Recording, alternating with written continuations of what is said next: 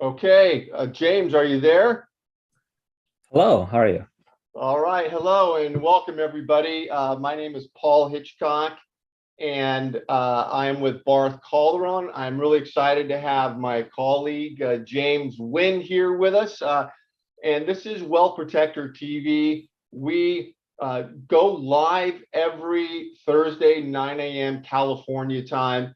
And the whole purpose of this is to bring you value on hot topics that impact you. And our areas of focus are asset protection, estate planning, business planning. And this is a very hot topic, crypto. Obviously, we're all reading about it. And James is one of our top asset protection estate planning attorneys, working very closely with our founder, Harry Barth. James, welcome. So I want to jump into this here. And I'm going to say too for everybody, we're going to have some Q&A at the end here. So we're going to do a quick hit here, get into the weeds a bit on crypto and asset protection, and then we'll open it up for Q&A. You can type your questions in the chat there, and feel free to type them along the way. We'll get to them later on. So James, let's just jump into this on the crypto environment. Give us a sort of start out with a broad overview of what's going on, and let's then get into some particulars about how to guard crypto assets. Sure, no problem. So I've been helping people protect their assets for about 8 years now. And only over the last 2 to 3 have I noticed that a lot more people have had crypto in their portfolio, whether it's Bitcoin, Ethereum, or some of the other alternative coins. And we even have clients who've built their net worth through cryptocurrencies. So we had to adapt and find ways to find a way for the clients to protect the crypto, because many times they either just hold the cryptos in a brokerage account such as Coinbase or Gemini under their personal names or inside of their trust. And that alone won't protect their money. And their main worry is, what if they get sued? What if, God forbid, there's a liability towards them, unexpected, and now someone is going after the assets such as cryptos. Yeah, yeah. Let me ask you a quick question there, James, as you lay out that landscape. And so, I know we often talk about in the workshops the explosion of lawsuits. 40 million lawsuits filed in the U.S. every year, and they're going after assets. And we know the traditional assets, that people love to go after: rental properties, a business, S corporations, stocks, bonds, and cash, and all that. Mhm. But now, I mean, crypto fits into that category of an asset that somebody would want to go after a creditor. Is that a fair statement that crypto is now included with everything else? Absolutely. And some methods of holding it is more at risk than others.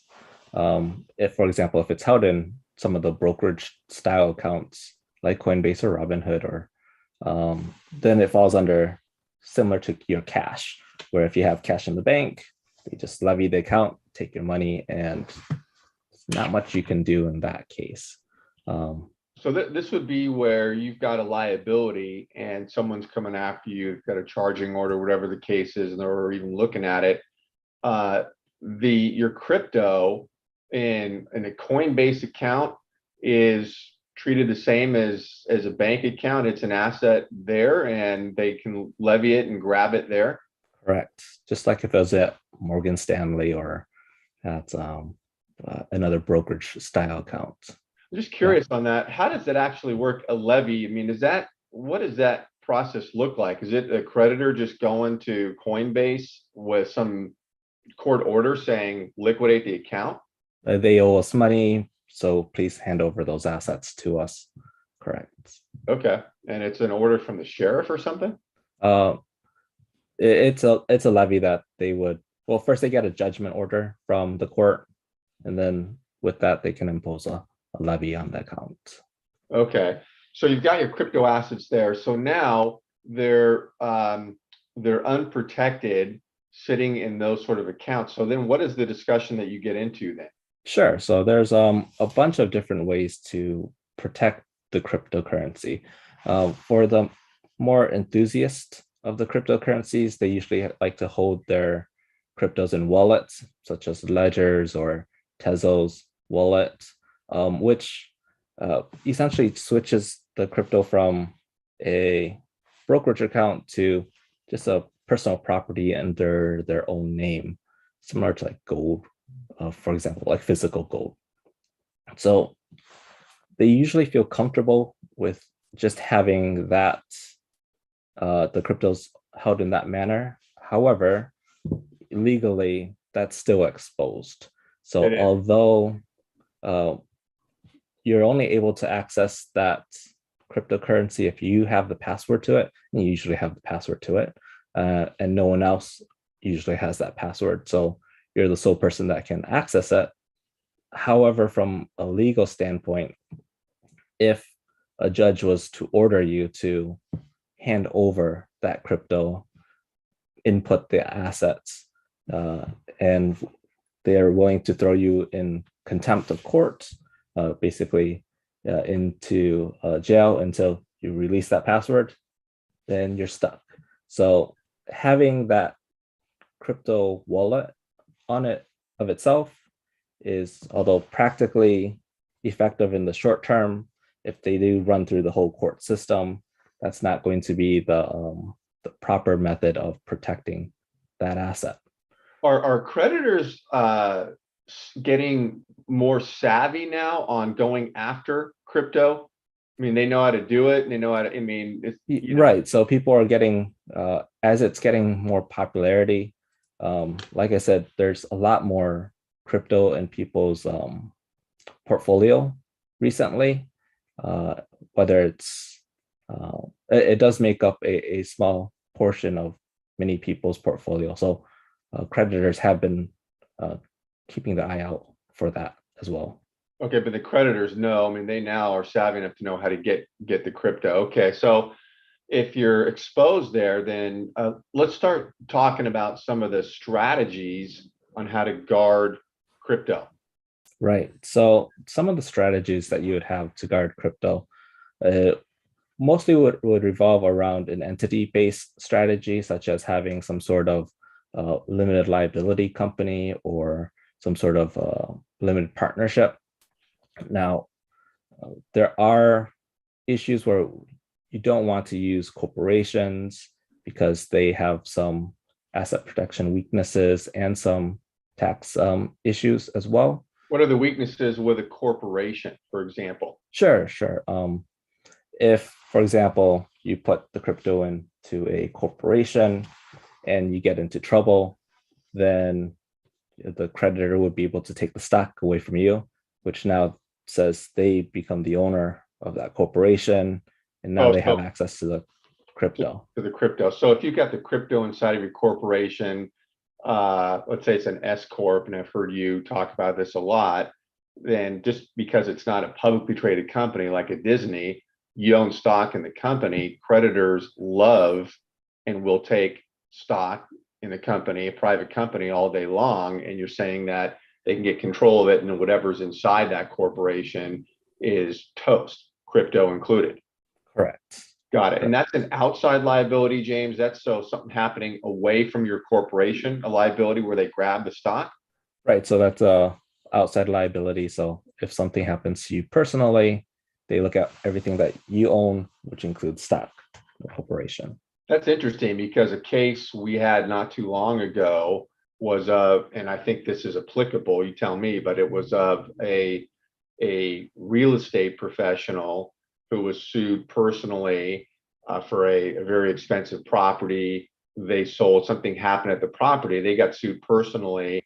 The spouse of that agent owned a corporation, was a founder of business, and his company got attacked also in that lawsuit, even though he had nothing to do with it. And this is what you're talking about here. His corporation was looked at going after it as something to satisfy this claim. Fair? Is that a good right? Answer? So in some states, such as California, we have community property, and so in that particular case, that corporation was part of the community property, even though that treated it like his own, and a creditor to the wife is essentially a creditor to the community, which opened up that asset. So yeah, Got it. absolutely. Okay. So the corporation and, okay, so if not a corporation, then as you get into an LLC, how, Mhm. what are the variables we're looking at there? Right. So with the LLC, not all LLCs are created equal. Um, especially the ones that we put together, they're very heavily asset protection based. So, for example, we might not use your local jurisdiction depending on how good the state laws are in your state. For example, we're in California. We typically don't like to utilize California law for LLCs, maybe Wyoming, Delaware, Nevada, Texas, some of the other states that have much stronger asset protection laws. What's not so great about California for LLC laws? A handful of things, but in a very short nutshell, the remedies that a creditor has over a California LLC. There's two types of remedies. There's the charging order lien that people can, or that the creditor can put over your California LLC.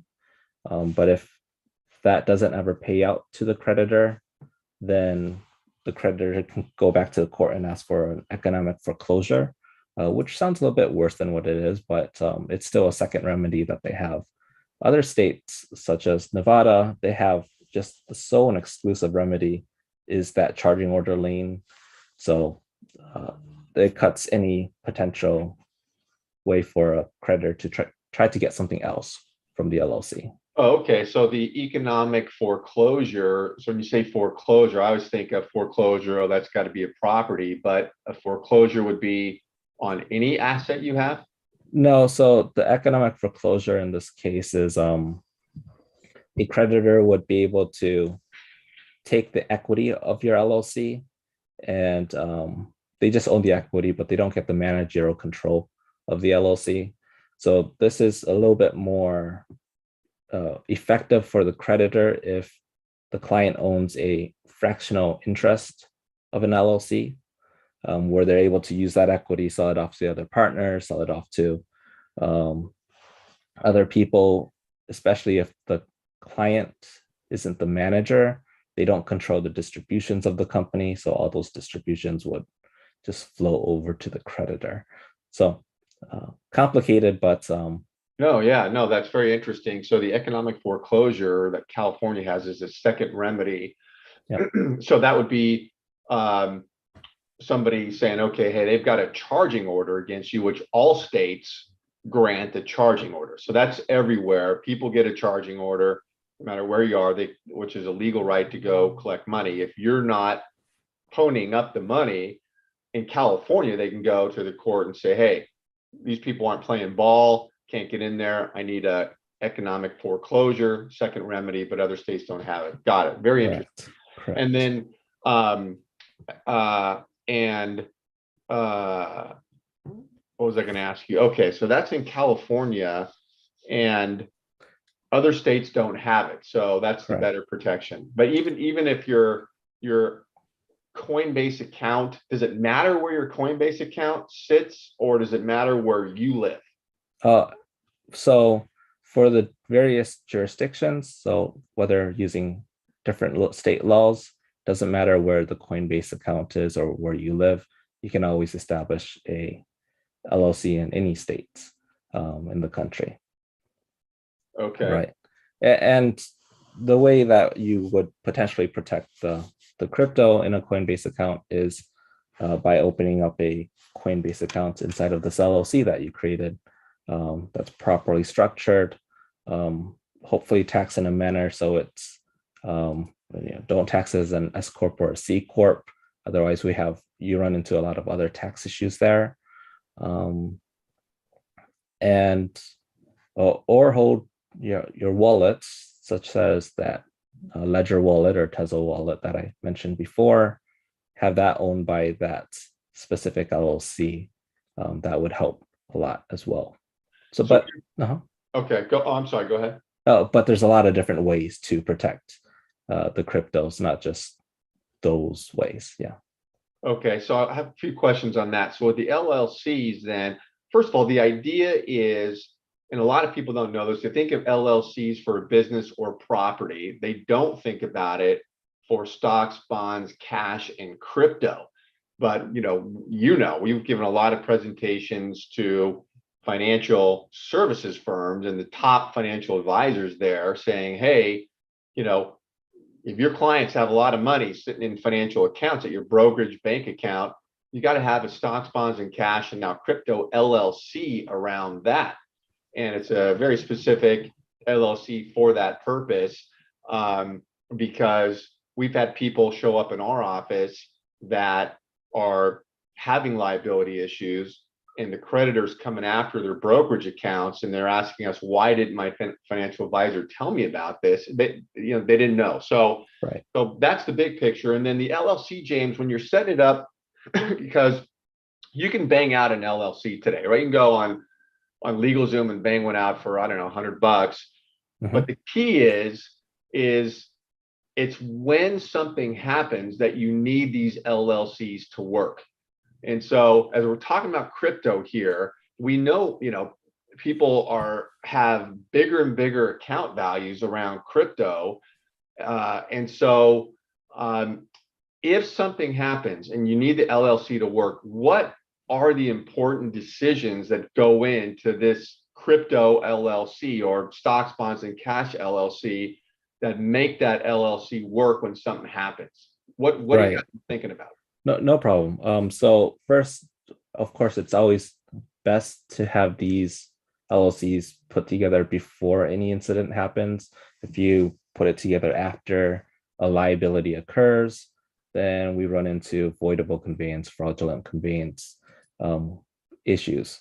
It just weakens that structure by a lot.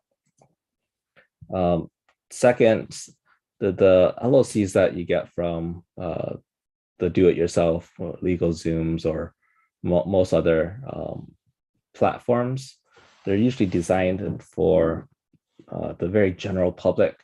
None of it's designed for asset protection. And even if you have that LLC put in place, it's not going to likely work to protect it from a creditor because of the terms that they have in the operating agreements and how it's structured. So it's very important that you have someone like us, shameless plug, like us, to put together those LLCs for you guys, at Yeah. least for the cryptos and the very big assets.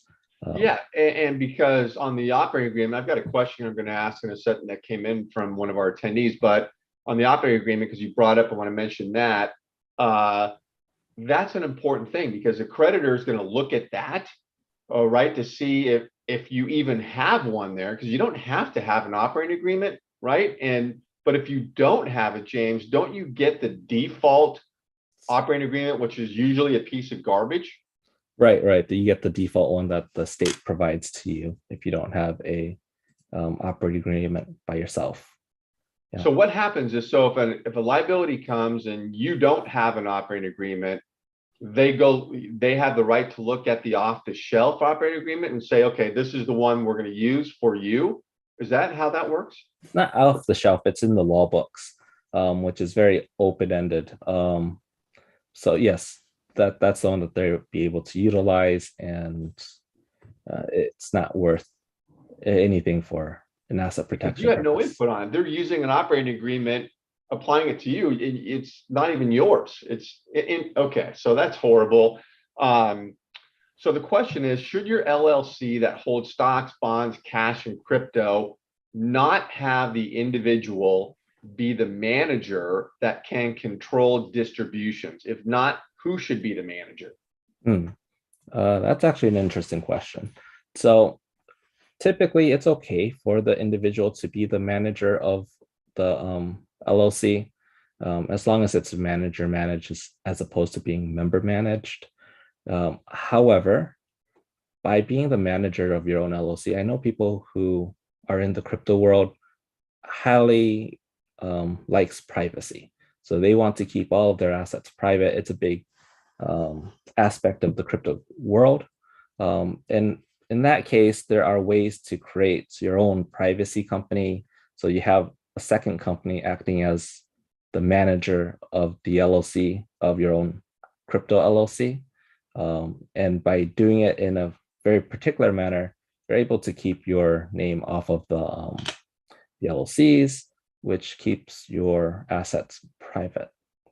Now, the privacy is good for against the public, but it's not going to be it's not going to work against a creditor, but just because if you fall into a liability situation and the creditors won a judgment against you, you have to provide to them under oath all the assets that you own. So you have to lay out all your assets to them after they get a judgment. But before they get a judgment, if they're doing their preliminary search of, what does this person own, seeing if they have money to go after them, then yeah, they won't be able to find these LLCs if you structure it in that manner. Yeah, that's an interesting comment because part of the effectiveness of the asset protection is to dissuade somebody from just coming after you with, hook, line, and sinker, everything, because you're asset protected. And if you don't have asset protection in place, it's very easy for someone to see on the internet in about 10 minutes what you own, where it's titled, the values, property, other things, right? Right. If they're savvy enough, they'd be able to help track some of those information down. Yeah. Okay. So we've got the operating agreement LLCs. What about some of the other issues when you're setting up an LLC for the stocks, bonds, cash, crypto, single member versus multi-member? Because that was a question that came up yesterday leading into this. Somebody asked that, what's the better way to go? Right. So the general rule of thumb is a multi-member LLC is stronger. It's much stronger than a single member LLC. It also depends on what state laws you use. Also depends on who owns that LLC, whether it's you guys personally, a living trust, or a irrevocable style trust. There's a lot of factors that play into that. But if you want the safe rule of thumb, multi-member LLCs are the way to go. Multi-member. And does California recognize a multi-member LLC? Yeah, California recognizes multi-member LLCs. There's a lot of states that don't recognize the charging order lien remedy against single member LLCs, and they treat them similar to the corporation that we discussed about, where they're able to just allow the creditor to reach in to the assets of the LLC and take all the assets of a single member LLC. Because in some states, the judge's mindset is, hey, this LLC is owned by one person, so we're not going to hurt anybody else by letting the creditor go in and looting that LLC's assets. Now, and that would be places like Colorado and Florida. Other states have very strong laws against that, saying, hey, even if you have a single member LLC, we will protect you. Well, for example, Nevada is one of those states that have really good single member LLC laws, and many other states are silent on the matter, California included, which kind of leaves it up to the judge to decide: do we apply do we follow Colorado, or do we follow Nevada in this front? So yes, California, all states recognize multi-member LLCs. It's a general good rule of thumb to have multi-member LLCs as opposed to single member LLCs. And so you can put somebody on there, your spouse, a child, at like fractional ownership, like give them 1%, and then you have a multi-member. Is that true? Absolutely. There's a couple other things that we have to pay attention to, though. By having a multi-member LLC, you potentially could be changing the taxation of it from a single member disregarded entity to a partnership. taxation. So depending on how you put that second person on as a fractional owner. Okay. Yeah. Okay. So, yeah. So, all right. So, okay. So we're talking about the LLC, and then what other asset protection tools do you talk about, if they're big crypto positions? Sure. So a lot of people like to utilize privacy trust to hold their LLCs that holds crypto. Again, privacy is a big portion of the cryptocurrency that people like to have.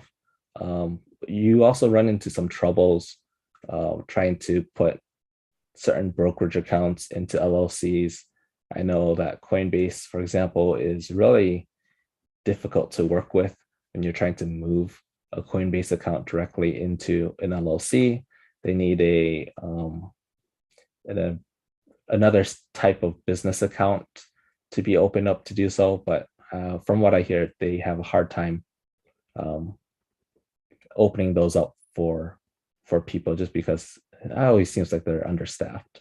But there's a bunch of different ways to then broach that problem. What's a Privacy Shield Trust?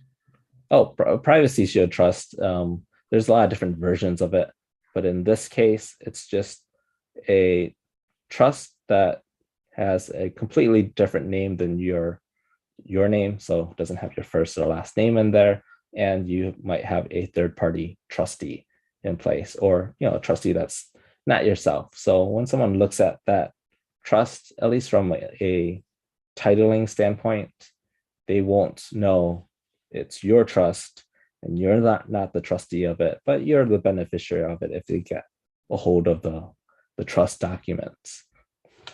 So that helps very protect the privacy of. Is that an irrevocable trust? Depends. It can be, or it can be just a regular revocable living trust. Okay. Just designed around privacy. Okay. So then, Yeah. James, if you're using, LLCs properly created and properly maintained and all of that with asset protection provisions built in to the operating agreement, how does that integrate with your living trust? So let's say somebody has a living trust, which we all know is not an asset protection vehicle. I know you talk about that all the time. It's a mistake people make. But let's say they have a living trust. How do those two fit together? So you now, in your living trust, you've had just a regular bank account. Now it's an LLC. What do you do? Right. So now you have to make sure that the LLC is owned by the living trust. And then your brokerage account is now owned by the LLC. So what you own is a beneficial right to your living trust, which owns the LLC, which owns the crypto or crypto brokerage accounts. Got it. So you kind of stack it like that. Absolutely. Okay. Yeah. Okay. So somebody wanting to protect crypto and other stocks, bonds, and cash, do you combine those things into, let's say it's a single LLC. Let's say they have crypto over here in Coinbase, they have a brokerage account, bank account, sizable money. You're not talking about putting stuff in an LLC, maybe your checking account where it's your operating account for your family or whatever, something like that. You got that going on. That not necessarily need to be an LLC. It's the other stuff that's sitting on the sidelines. Do you put all those things into one LLC? Right. So it really depends. And that's the lawyer's famous phrase. It depends. Yeah. But majority of the people, yes, you would put the crypto together with your bank accounts and brokerage accounts that you don't use to pay your annual or your monthly bills from. However, it really depends on what you're doing with that crypto. If it's just there to save for as another investment vehicle, and you're just, you have it staked in some BlockFi accounts, or you have it earning money in other ways, then it's okay to keep that with your bank accounts and brokerage accounts, because you shouldn't ever have any liability just for owning cryptocurrency. Yeah, crypto's not going to sue you. Correct. Crypto won't sue you. Which means however, you're not putting crypto or bank accounts or stocks with a rental property in the same LLC. Correct. You That's a don't big, want to put any liability within the style of LLC. So no cars, no property, no boats, nothing that would cause liability. what about, this may throw you a curveball, but what about NFTs? You know, Yeah, NFTs fall right into the crypto, um, the crypto category. So whether you're talking about Bitcoin, Ethereum, NFTs, or board apes. Bored Apes, yes. So usually for those, those aren't held by brokerage accounts. The NFTs, they're held usually in wallets, whether it's a MetaMask wallet or a Ledger wallet, Right. or Tesla OpenSea. wallet. Yeah, so you're buying an OpenSea, transferring it to your MetaMask wallet, whatever. So that's where you have it. Correct. Right. And so now you want that wallet to be owned by the asset protected LLC. Oh, okay. And that's how you protect those NFTs. Yeah. Interesting. So you buy an NFTs. It's just an insanity going on there. You know, I just read Seth Green, I think his name, a comedian, his Bored Ape just got stolen or something, and these things are worth hundreds of thousands, if not millions. Right. The NFT market's really interesting because it's very wild west, and everyone's trying to steal your NFT if you have it. So people are very hyper protective of their wallets, of their crypto. That's why privacy is a big concern, because anyone who knows that you have an NFT, they will try to leverage that information and even social engineer their way to get your seed code or a way to get you to transfer that NFT to them. So it's Yeah, so dangerous. NFTs would be held in your LLC too. And is there so I'm wondering, is there privacy there with the NFT? Absolutely. Yeah, Well, the wallet itself should be private. private. Um, Okay. so that already has a really good layer of privacy. And then when you transfer that, you basically assign your wallet into the LLC. And that assignment is not a public document, so it's a private document. So by doing that assignment, it won't cause any cause it to show up on anyone's radar that crypto is inside of that LLC. Interesting. Very interesting. Well, I've been Yeah. asking questions that came into me leading up to this webinar. I sent an email out for questions. So I've just been going down that path, asking you questions on what people were sending in. I want to share something. This is great information. I want to share my screen because we always alert people to this.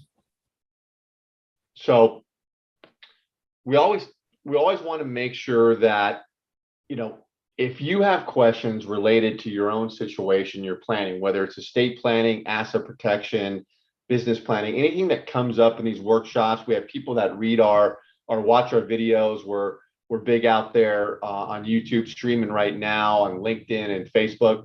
We always make this offer. We love giving back, and we just know when we give back, all good things happen. And so if you want to get one-on-one with James and the team, to get input on your own situation, on your planning, maybe it's outdated, maybe you don't have planning in there yet, some specific questions.